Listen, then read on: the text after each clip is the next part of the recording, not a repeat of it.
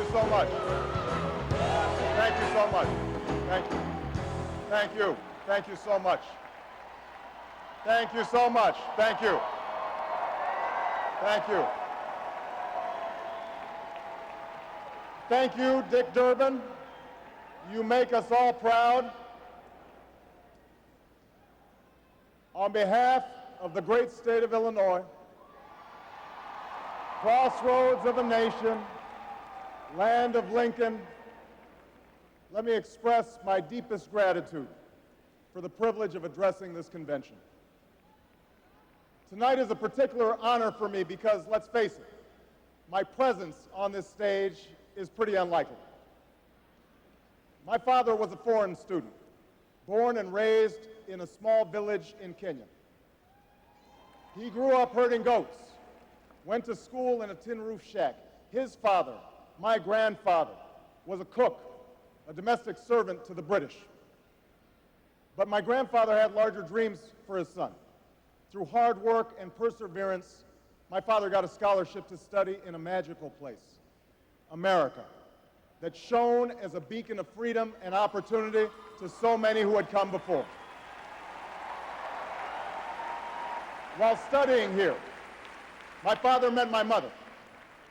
She was born in a town on the other side of the world, in Kansas.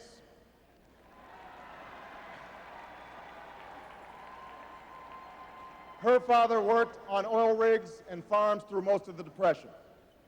The day after Pearl Harbor, my grandfather signed up for duty, joined Patton's army, marched across Europe.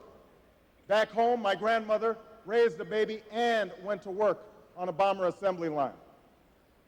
After the war, they studied on the GI Bill, bought a house through FHA, and later moved west, all the way to Hawaii in search of opportunity. And they too had big dreams for their daughter.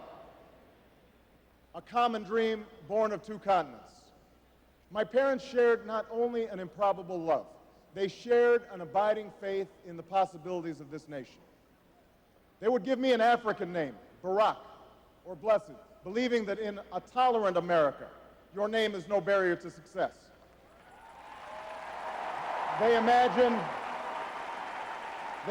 me going to the best schools in the land, even though they weren't rich, because in a generous America, you don't have to be rich to achieve your potential.